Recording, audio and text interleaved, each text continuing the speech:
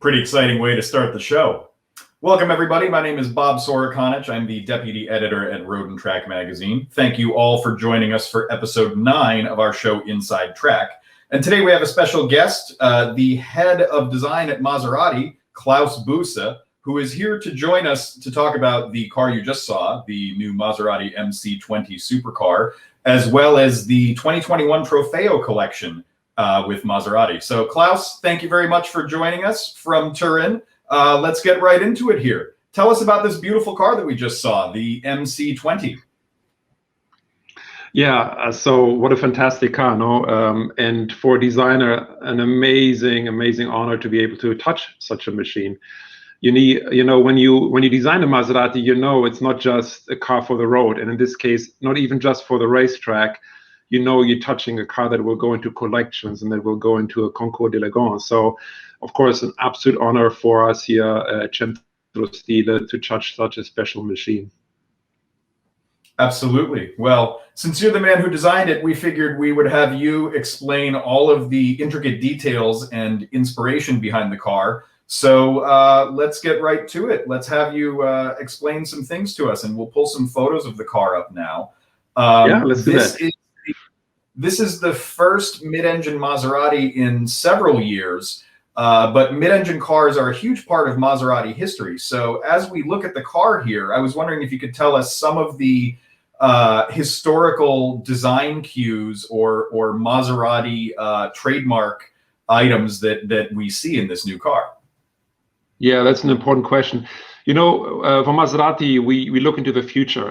We are a very progressive brand, but at the same time, we have this amazing luxury of being able to look at some amazing cars in the history.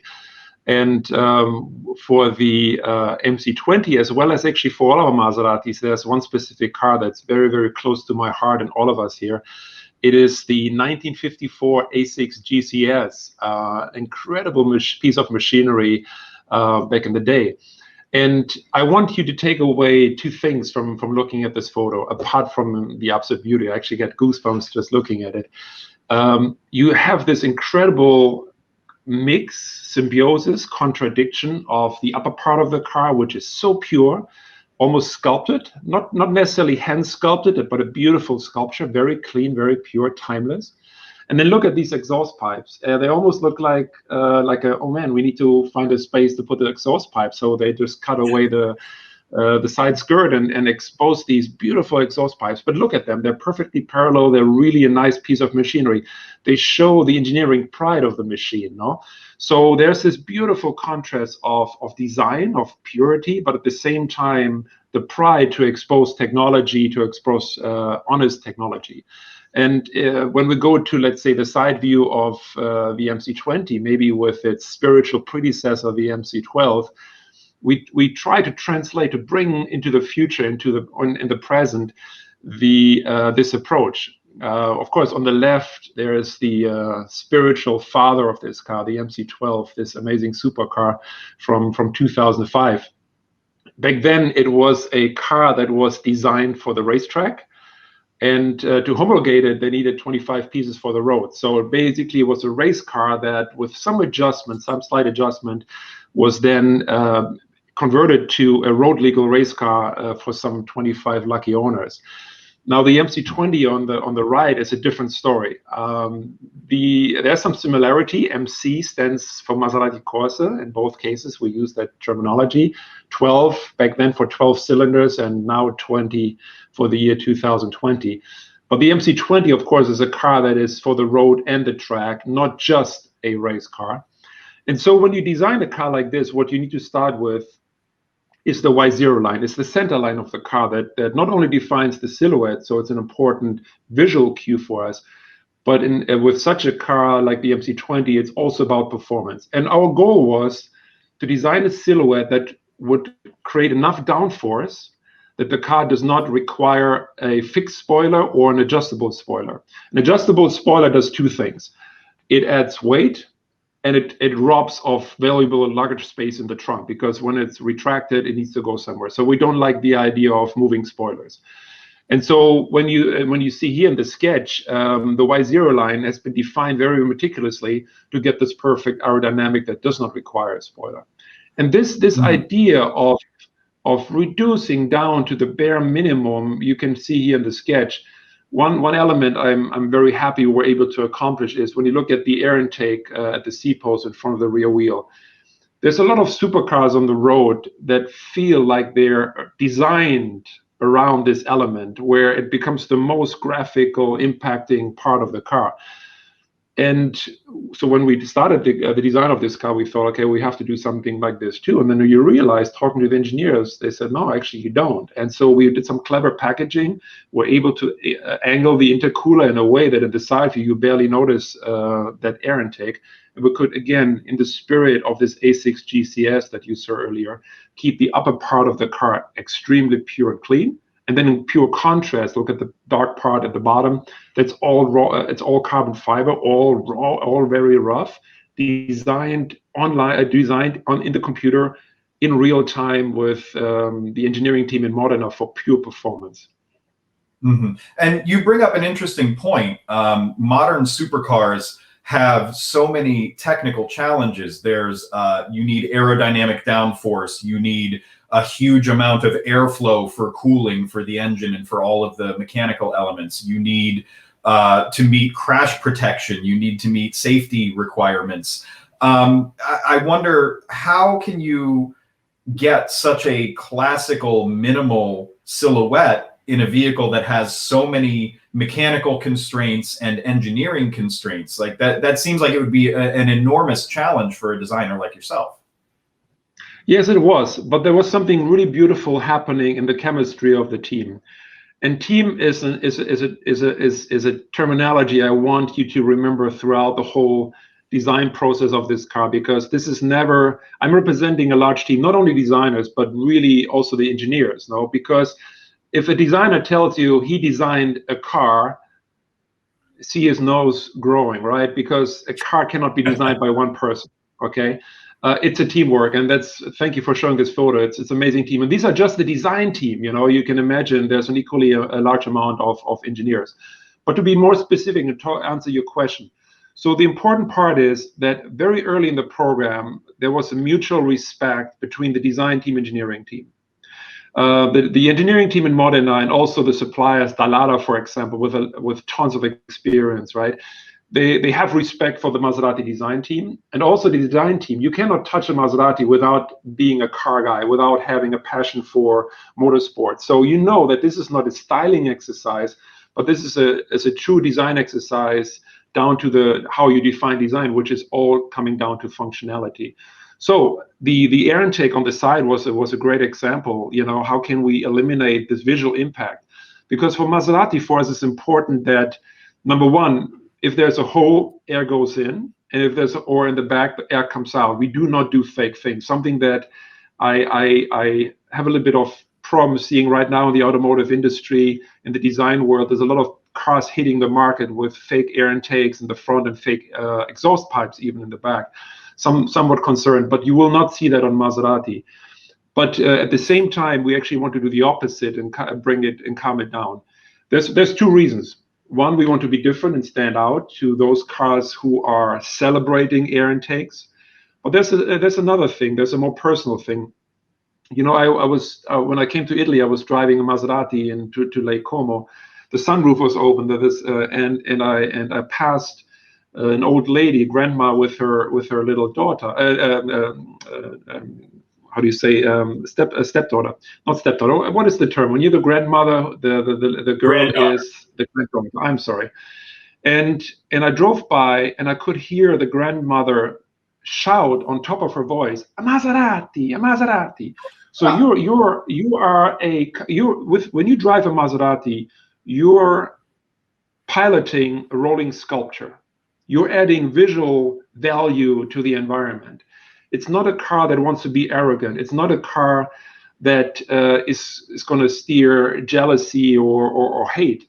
It's a car that is respected and for its beauty. So it was important. It's a supercar already. It has tremendous proportion. You do not need to add crazy air intakes, outlets, and wings. we want to stay pure to make that statement. Mm-hmm. You know, you mentioned a design term, the Y0 line, and I think we have a photo that shows a couple of sculptors working on the early prototype of the car, and I think it illustrates the Y0 line very nicely. And correct me if I'm wrong here, but the Y0 line is sort of the center line that goes over the top of the car, and that really defines the silhouette of the vehicle. And it's interesting that you pointed out the importance of keeping that line clean, especially because you've got a lot of mechanical things going on with this car, but they all sort of obey this Y0 line. They don't interrupt the Y0 line. I thought that this photo was a really good way of illustrating that, because prior to our conversations, I had never heard this term before. You'll have to see.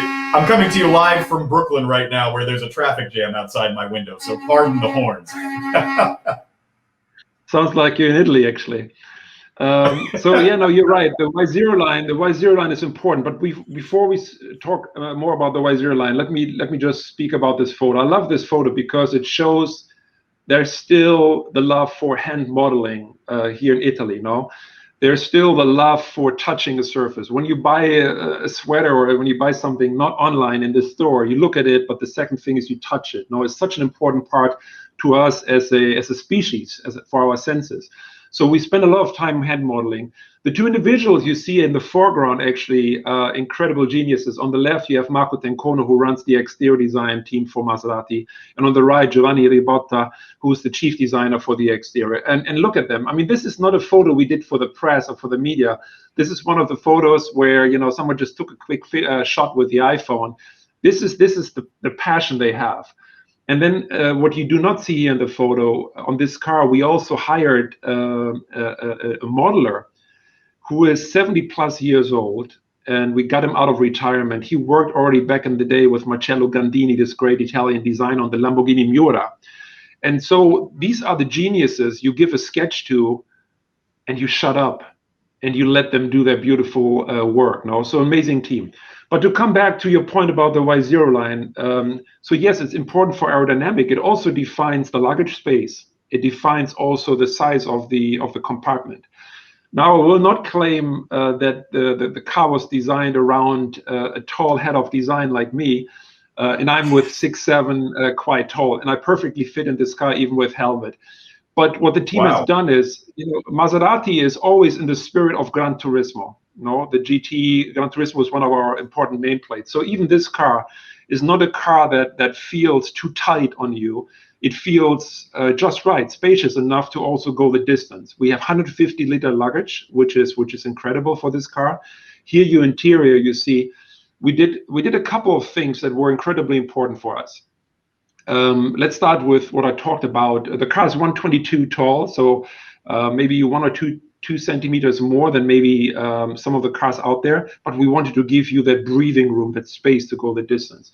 Look at the tunnel, how low we were able to push down the tunnel. You see a lot of cars in that segment, maybe similar approach when I spoke on the outside with some of the extreme air intakes, air outlets that we figured out you don't actually need them. Same on the tunnel. You see some cars in the market that have this very aggressive diagonal tunnel going up to the instrument panel. It looks cool, but it steals tons of space in the cabin. So we were actually able to work with the engineers and push this down as much as possible to actually create space in the car. No? And the second thing is when it comes to the interior, which is equally important, because this is a serious piece of machine, the MC20, because you can go to the track and perform on the highest level, is pure ergonomics. So you see that we have a lot of things digital. You see on the tunnel, there's barely any buttons, any switches. The central screen is actually mounted that you barely move your hand from the steering wheel. So space, comfort for GT, but also perfect ergonomics. Mm-hmm. Very cool. I wanted to mention the Maserati Birdcage. The original Birdcage is such an influential vehicle in Maserati design. This MC20 also has a lot of cues from the more modern Birdcage concept car. I wonder if you could tell us a little bit about what you took from this Birdcage concept that we see here and brought into the MC20.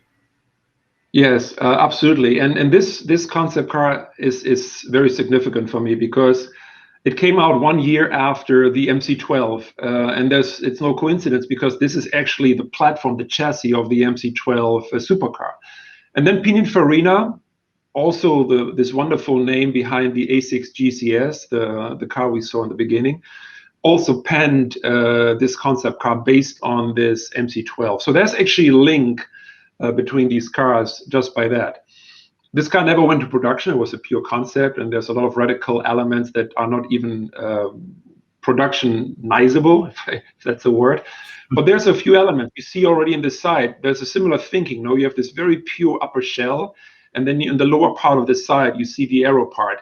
Here again, it's a little bit style on the MC20, on the MC20. We actually really made it functional. But also on the rear, the shape of the taillights. Back then, this was a design study. It wasn't functional. You couldn't do it back then with the lighting technology. Today, the lighting technology has advanced to a point where we were actually able to take these iconic lights and bring them into production. There's actually, you see them here, wonderful. This is the rear of the MC20. You see those lights. You also see two more interesting things on this shot.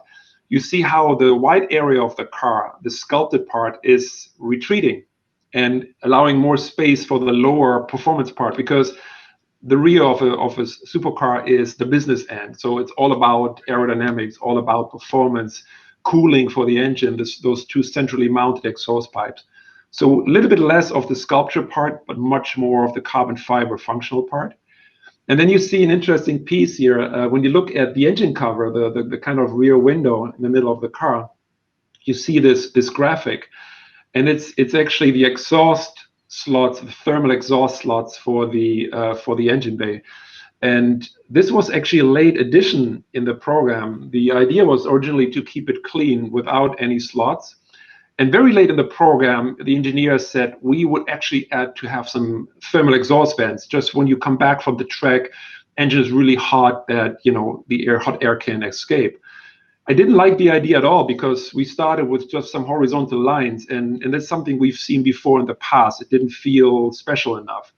And it was actually one of these beautiful sessions in the design studio as designers, and we like to use what we call tape. It's actually nothing else but a roll of black adhesive. And it allows us to put lines onto the car, remove them, put it on it again.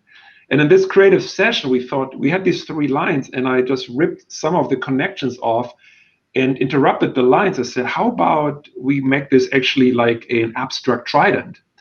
And that's what we did. And then we took the idea to the designers. They looked at the trident, they adjusted, added some angles, and voila, we had some, by pure chance and a late engineering requirement, in this cool jam session at the model, we created this really, really cool iconic element on the rear of the car, something I'm really, really happy about. I love it. And it's one of those details that you might not immediately register when you see the car for the first time, but it sort of grows on you. And it might be the 10th or 20th time you're seeing the car that you finally go, oh, I get that. And I really love that. And it's one of those automotive design Easter eggs that I really enjoy. And, in your previous work with Jeep and with Ram, Easter eggs were kind of a big part of your signature. So I'm wondering if there are any other Easter eggs or little details like this on the MC20 that you might not notice at first glance, that's sort of a little Klaus signature on the car. No, I would never dare to put my personal signature on a car like a Maserati. This car is supposed to outlive me. No, it should not be connected with my name. It should be connected with Maserati, but never with my name. And I would never dare to put a personal touch on it in that sense. And I would the Easter egg, I know exactly what you're referring to. We had tons of fun during those days, as we have today too. Passion. I would call it a conversation piece, and I love how you describe the trident, because I don't want it to jump in your face like an oversized logo. I want it to be a discovery, right, and then becoming a conversation piece. This shot, by the way, shows another incredible detail is underselling it, a part of the car, the butterfly doors. You can imagine there was a lot of discussion, what is the right door system for the car, and we ended up deciding going with this system for many, many reasons. Functionality was a big part for two reasons. You can see that the whole sill is removed when the doors are open, so it is great for ingress egress, but also allows you to do this really interesting arrow feature that you see in the door as it swings up this blade. You could have not done that exercise with a normal door feature. But at the same time, there was also a psychological element.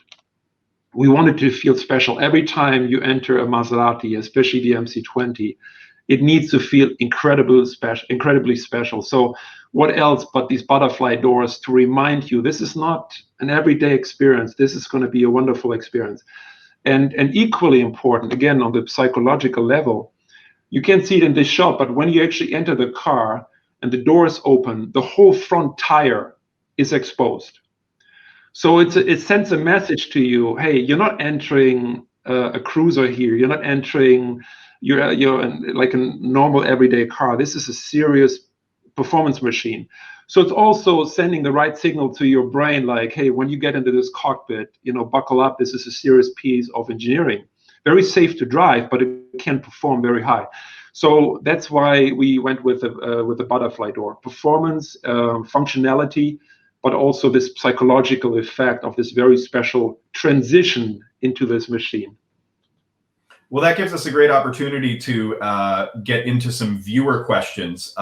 Wade Michael talks about how certain car companies really leverage their motorsports involvement, and then other automakers, a lot of new automakers, especially electric car makers, have no motorsports involvement at all that they can reference. So Wade Michael asks, how important is motorsports in the development of new vehicles like this MC20?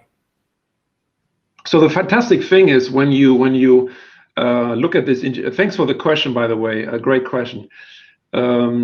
These engineers we have in Modena, a lot of them have actually a racing background. So they know how to bring this technology into a car like this and make it track ready, but also an amazing performance on the road. So it's not where we say, okay, we took this piece from our racing series, whatever car, into production. It's much deeper than that. It's actually much more genuine by actually having engineers working on this car who have the experience of racing and know exactly what it takes to get a car to this performance level. Mm-hmm. Very cool. Our next viewer question comes from Vander Hobby. Vander Hobby asks if there's plans for a future Maserati that's maybe below a Ferrari but above an Alfa Romeo, sort of an accessible performance vehicle that's not necessarily at the price or exclusivity of something like the MC20. Yeah, I will never allow anyone to tickle any plans out of me, because it would be a shame. It's like asking what I'm going to get for Christmas. It's going to spoil the whole excitement. But when I look at this car, I think this car actually delivers a lot of maybe what your viewer is asking. But like I said, let's enjoy this moment with the MC20 and let's not worry about too much about the future. What we have announced, though, and that is, I think, equally cool and amazing, is this car will have two more sister cars. There will be a convertible version of this car, and there will also be a full 100% electric version of this car, which is an absolutely amazing topic, because you know that Maserati, the sound has always been an incredible experience also for Maserati. And we will go to a full electric, a silent Maserati experience. And that's going to be an amazing experience we're working on. And I think it'll be fantastic to launch in the future. Mm-hmm.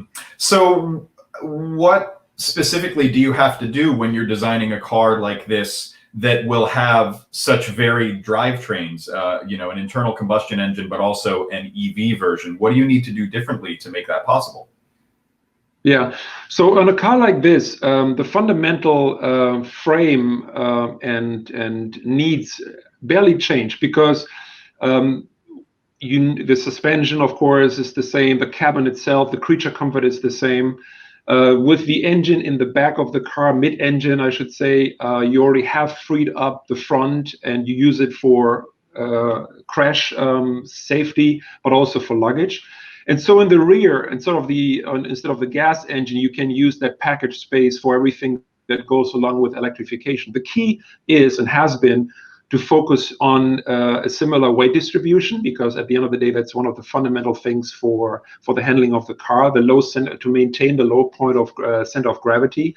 So these things actually are very easy to do in the transition, because not many of these overall aspects do change. For us designers, it influenced us very much in the beginning of the program. It brings me back to the point when I say we deliberately worked on reducing unnecessary air intakes, and even the ones we needed, they're not becoming an overly loud statement. Because when you go to electrification, as you know, you still need some cooling elements for brakes, of course, but also to cool the batteries, not as much as you need on an ICE engine, on a combustion engine. So if you start with a car like we did that does not exist purely on air intake design, the transition to the electric experience is very, very easy. Mm-hmm. Excellent. We have another viewer question. Mac asks, as a designer, would you like to do another hypercar, top echelon car like the MC12? Or do you think that the MC20 satisfies that sort of designer's urge? You know, that's a very personal question. You know, I would have never dreamt about the opportunity to work on a car like the MC20. So I will never dare to ask for more. You know, this is I wouldn't say maybe a once in a lifetime, but it's close to a once in a lifetime experience to work on such an iconic car for Maserati for two reasons. It is a supercar. It is a mid-engine supercar, but also we are at a stage for Maserati design where we open a new chapter, not only for design, but for the company. We relaunched the brand last year. So to be part of this generation, not of designers, but people who work for Maserati, and there's so many more incredibly important people outside design, to be part of this generation, I think is something I will always cherish. Whether it's going to be a more extreme car or not, it's not really so relevant, because this was a wonderful experience, and we're opening a new chapter for Maserati, and this has been very, very special and continues to be very special for us. Excellent. So we have kind of a challenge question here from Samantha. Was there any specific styling element that you wanted to put on the MC20, but it just wouldn't work for engineering reasons or cost reasons or anything like that? You know, the answer is actually surprisingly no. And that might surprise you, because yes, we designers like to tell these anecdotes where we had to fight with engineers. I want to come back to what I said earlier. This mutual respect engineering had for design and design had equally for the engineers was there from day one. The teams were co-located in the critical phase. A lot of things, like I said, the performance part, the lower part of the car was done in real time on the computer, like 24/7. And so there was never really any doubt where this car would go. We had a clear vision, which for Maserati is this purity, not an arrogant design, cleanliness, and at the same time visually celebrate the engineering feast, you know, with the lower part of the car. So I'm digging deep here, and I'm thinking maybe I'm coming up with a late anecdote here, but I can't really think of one. Probably when I go home, my designers will say, "Oh, you forgot this detail, this detail." But honestly, no, the car is what we wanted it to be. We're actually 100% satisfied. This is really what the car wanted to be. That's fantastic. So sort of a more historical question, a viewer, Lawrence, asks, what do you think the Maserati brothers, the founders of the company, would say about the MC20? Wow, that's a question, of course, of a very significant question. I think I'm convinced they'll be extremely proud of what this team has done. Again, because this is not a styling exercise. This is in the sense of Maserati, where really it's sculpted engineering. The engineering part is such an incredibly intertwined part of this exercise. You know, we see a lot of cars in this segment as well as other segments where you sometimes feel the engineers are trying to deliver what the designers want. And this is not in the spirit of the Maserati. Maserati is always this 100% collaboration between delivering on this engineering challenge with an amazing design. I want to give you one example. We looked at the MC12 early on that photo where the cars were side by side. We are now, of course, 15 years later. The incredible thing is, back in the day, the MC12 was a 12-cylinder engine. Now we're down to a 6-cylinder engine. Back then it was a 6-liter engine. Now we have a 3-liter engine. But the performance numbers, horsepower, the 0 to 60 are the same. The top speed is the same. So what an incredible feast of engineering, again, engineering, to bring this 12-cylinder, 6-liter monster into the compact form of a 6-cylinder without dropping an ounce of performance. I think this is an amazing engineering feast that we want to celebrate. So this car is not a styling exercise. This car is, a collaboration between engineers and design. And I think because of that, I think the Maserati brothers would be incredibly proud of this team. Excellent. Well, and we thank our viewers for all of their questions, and keep them coming. One thing I wanted to get back to, I'm always fascinated by the fact that designers still build 3-dimensional physical models of a new vehicle. I mean, it seems like everything is computer engineered, and you can render things virtually. You can put on your VR goggles and look at the car in a simulated world. What is it about a real life physical 3-dimensional model that gives you something that you can't get virtually? Yeah, and let there be no mistake, we're using all these tools. We're using virtual reality, we're using laser scanning, we are milling the car, because those are incredibly important achievements and technologies that allow us to accelerate the process, but also really make major leaps on technology and fit and finish, perceived quality. So absolutely incredible part of, important part of our process. But this human touch, there's something here in Italy in the air that is about that human touch. Don't forget, this is the country of Renaissance. This is the country of Leonardo da Vinci, of Michelangelo. So, when I go into these workshops, when I speak to these incredible geniuses, Marco Tencona, Giovanni Ribotta, when I speak to the sculptors, the modelers, in a way, I feel, hopefully this is not too arrogant if I say that, but I feel they're the descendants of this line of incredible Italian sculptors. And this is part of our right of existence. What is our contribution to the automotive world, if not some of the Italian incredible history of sculpture, of handcrafted beauty?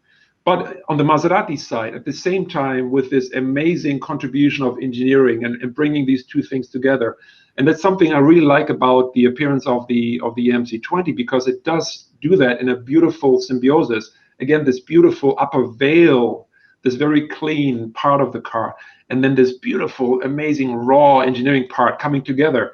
And they're not fighting each other. They're just perfectly adding to the car. So I think there's something Italian about this approach, I feel. It's very important to us. Mm-hmm. And I remember learning that when American design studios do a 3-dimensional model of a car, they use clay, but traditionally Italian design studios used plaster. Do the Italian studios still prefer plaster, and if so, why? Yeah, so we do use both. You're absolutely correct in your observation. Historically, Italian sculptors like to use plaster, and again, I think that goes back to our history, where we come from as a culture.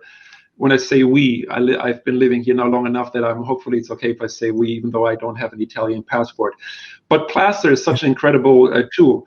When I came here after 10 years in the US and before that 10 years in Germany, I of course was expecting clay. But when you see those masters, these sculptors using plaster, they use it as fast as clay modelers. It's a different technology. It has advantages, like when plaster is hard, you can paint it immediately and you have this incredibly perfect surface with beautiful highlights. To paint a clay model is a little bit more difficult. You're adding layer and layer and layer to actually give the stiffness to the clay. Whereas plaster, you can paint it right away to see the result of your work. And if you don't like it, you just sand off the color and you continue to work on the plaster. And clay is a little bit more elaborative. So it has incredible advantages, but it is indeed not something you can learn within 6 months and therefore apply anywhere in the world. We're really relying on the education these schools are providing to us by giving us, continuous next generation of these amazing sculptors. Mm-hmm. So when you're looking at a physical 3D model of a prototype of a car, how much changes when you first look at that model? When it comes off of the computer screen and onto the studio floor for the first time, do you start going, oh, we need to move this, we need to change that? How much finessing goes on? Well, you can see with my gray beard, I'm of the generation that went to school a long time ago. So I'm still of that generation of designer who loves to interact with the car in 3D. I know when I look at 3D data on the screen that it is 3D, and my brain wants to tell me it's 3D, but in reality, it's 3D data on a flat screen, so I cannot really touch it and interact with it. Now, the next generation of the designers will maybe give you a different answer, and they will say, no, I can do everything in the screen successfully so, and I don't doubt this will happen. But also Marco Tencone and Giovanni Ribotta, these great individuals I'm working with, we are of this school where we love to mill things out. Now, when we do that, we do this actually super efficient. It sometimes is a foam model, like this kind of styrofoam that you use to maybe insulate your house. So it's a very, very cheap foam. It can be done very fast, very cheap. You take the car outside, and this is an important part. We like to put the car out under the open sky. We have a really large viewing area, and we can walk away from the car, and we have the natural environment and not the artificial environment of the virtual reality world. And believe me, we see a lot of things that in 5 minutes, in 1 minute sometimes, that we haven't seen in weeks on the screen. Very cool. I can only imagine that there's got to be a frustrating moment where you go, oh God, in natural light, this doesn't work at all.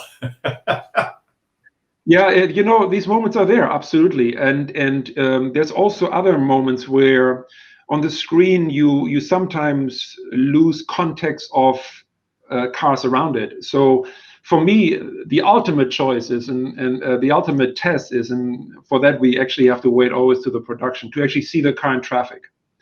For the MC20, we had a beautiful moment when we launched the car. Yes, the car was in traffic, but with camouflage, so it's not the real thing. But we actually put the car onto a piazza in Modena. And oh my God, was that an amazing moment, because you have this amazing Italian architecture. You have people walking around the car, stopping on bicycles, taking photos. And suddenly the car looked like a spaceship that had landed. Because when you're in the artificial world, you're only seeing the car, and you never really see the real world reference. But when you see it on that square in Modena, oh my God, what a special moment. Wow, that must have felt like a real accomplishment as a designer.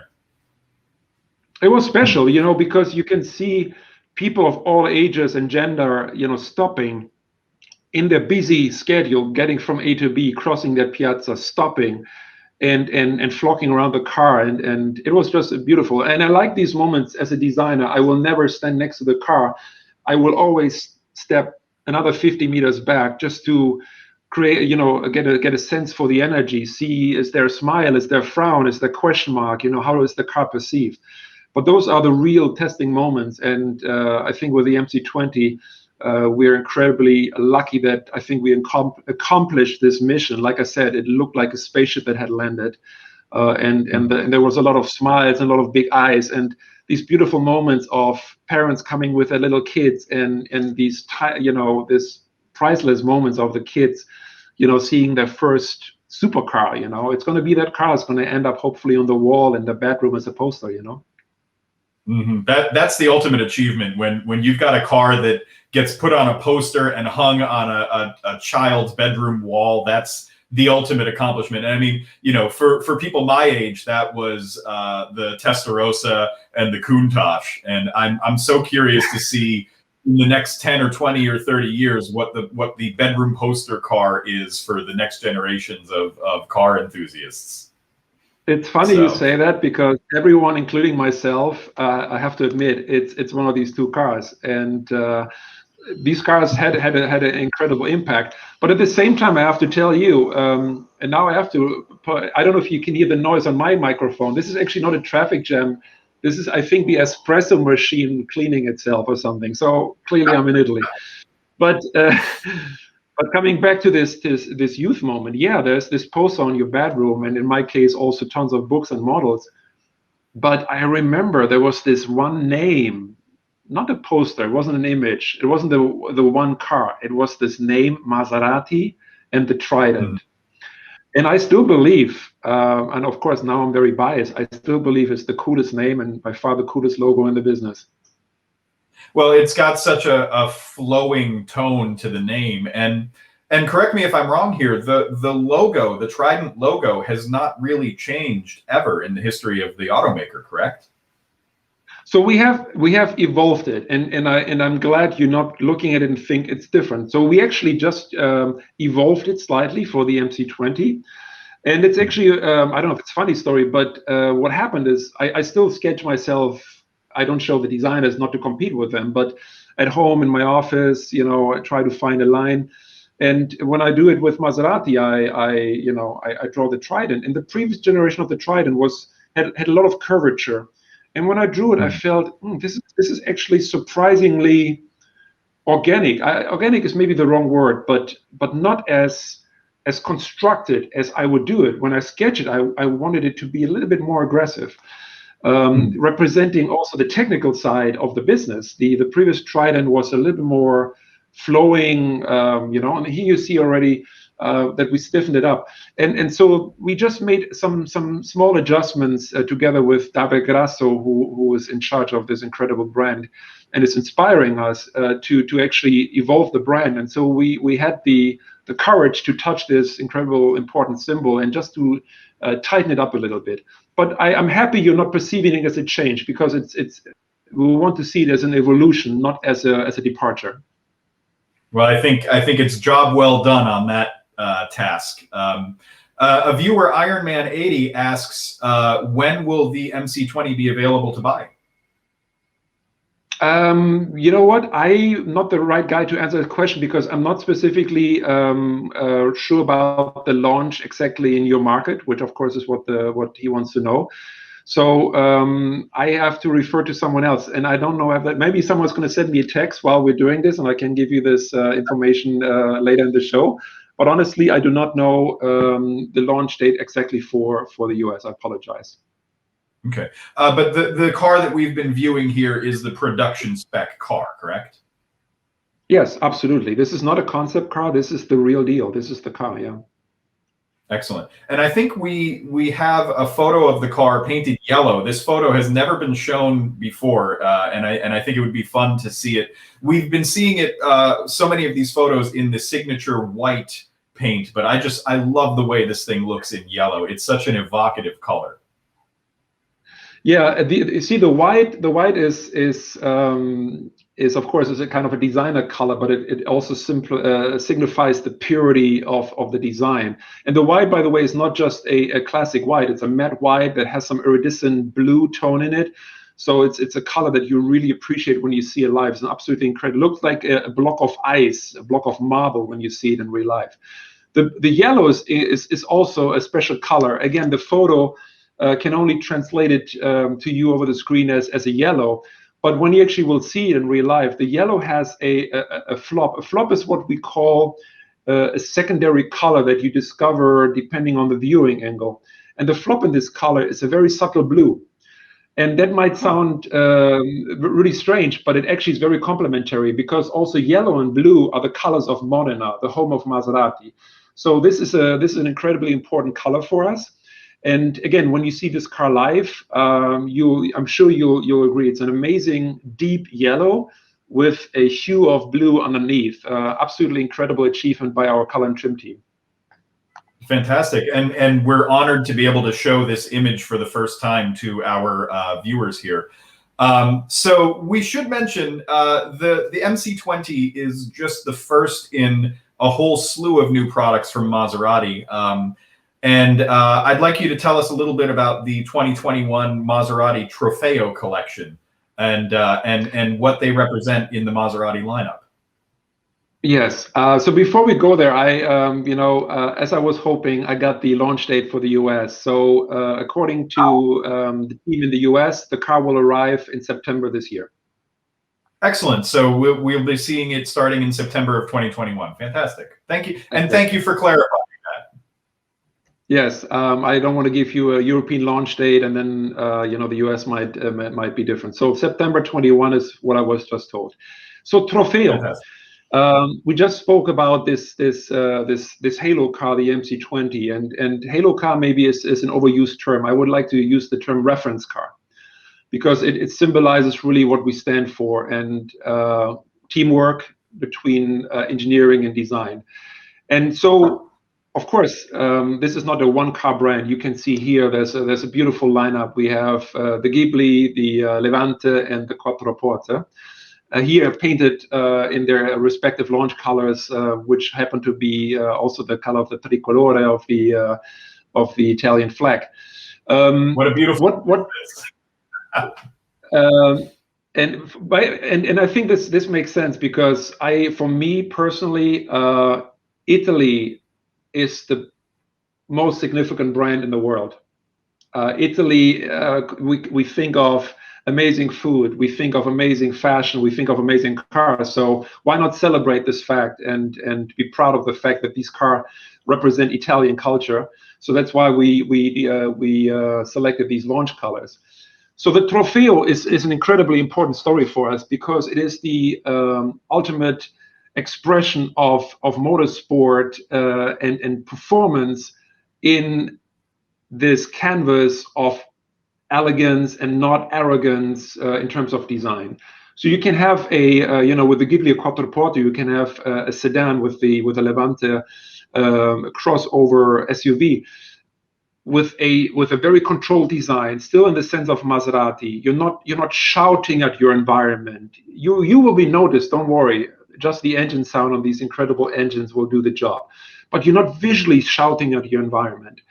And again, what is super important for us is these additional air intakes that you see on the Trofeo models that we added in the fascia. It's in the intercooler, which is the area underneath those headlights. They really have a true functionality, a true performance. And also what you see here, which is on the fender, these exhaust openings, they help getting the thermal, the hot air out of the engine bay. So again, it's very important for us at Maserati. If you see an opening, it's functioning. It'll never be fake. And here what you see is on the Trofeo lineup, you also see these beautiful red accents. And you know that red is a very significant color for us, not for Maserati, but for racing Italian. It's the Italian racing color. So what better color to represent this ultimate level and performance for Maserati? Fantastic.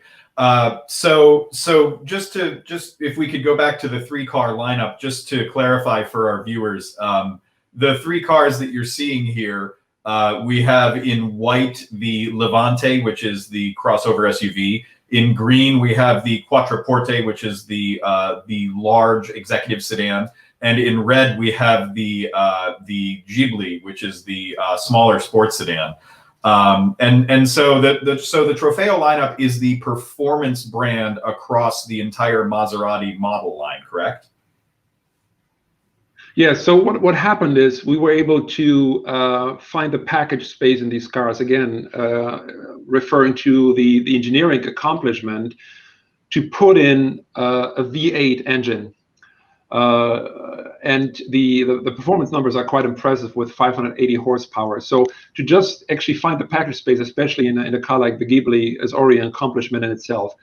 And with that kind of performance, and those are all like cars in the 4-second segment in terms of acceleration, that's something that deserves to be celebrated and not just be another engine in the lineup. So Trofeo is this amazing name that the team selected to really celebrate the performance part of this brand, because it really is the ultimate expression of the collaboration between engineering and style, and it deserves a special name.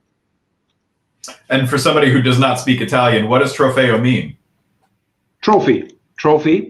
But of course, Trofeo has also with Maserati, you need to learn to roll the R a little bit. We like to use Italian names because we're very, very proud of this heritage that we have. So yeah, Trofeo, if you would translate it, means trophy. Excellent. So we mentioned a little bit previously, but you've worked at a number of different brands. You've worked at Jeep and Ram and Dodge and Chrysler. What are the challenges of being in charge of the design of such a legendary brand as Maserati? I can tell you there's a sense of responsibility. And I'm not saying that there was no sense of responsibility in my prior job. You can only survive in our business, and that's not for me personally. It's a general statement. If you are focused and dedicated 100% every single day. And there's no difference whether you work on one of the American brands that I had the pleasure to work on with Ralph Gilles in the US, but also when I moved to Italy. But then there's also these moments where the weight of the moment really hits you, and those are very personal moments, and they're not like things you can plan for. But you realize when you look at historic Maseratis, when you go to the Panini collection outside Modena, where there's a beautiful collection of historic Maseratis, when you first lay eyes on not a photo but the real live A6 GCS, and there's only 5 examples worldwide, so it's a really rare sight.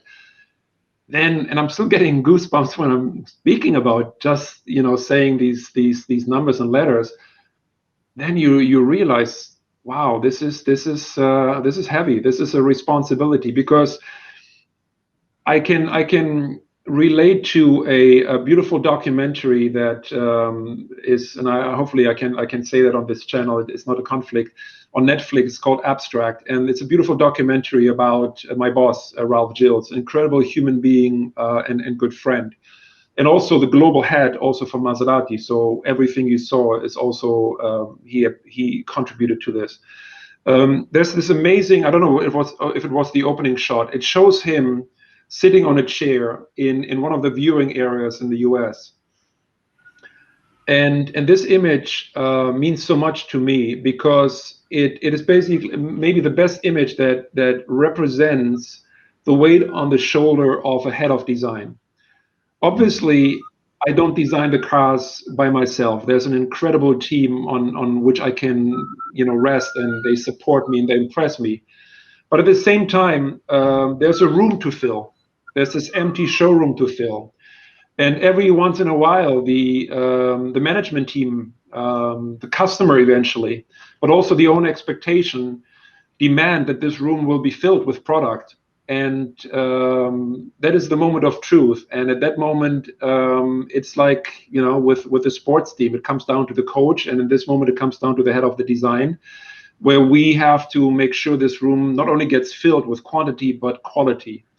And so there are these moments where, and these are usually very quiet moments, early in the morning or very late at night, when you have the chance to walk through the halls of the design studio all by yourself, uninterrupted. And you have a moment where your thoughts can wander, and you're walking through these big rooms, maybe the night before a big presentation. Those are very, very heavy moments that you will always remember, because they are very heavy in terms of emotions. So if you haven't seen it, watch the documentary. You learn about an amazing individual, Ralph, but also look at this shot. And I think it really represents the responsibility that not only I, but also my colleagues in the industry share. I'm kind of getting a little goosebumps just thinking about it, because it's really true.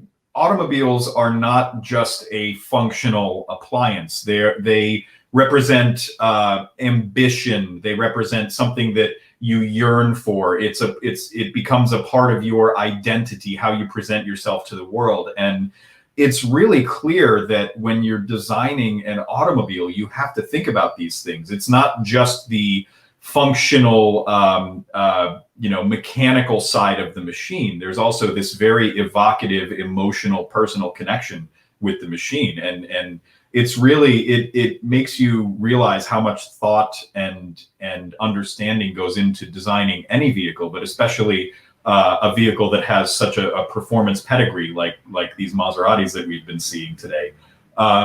So, you know, I'm really glad that we've gotten the chance to talk here and learn more about the future of Maserati and see some of these designs.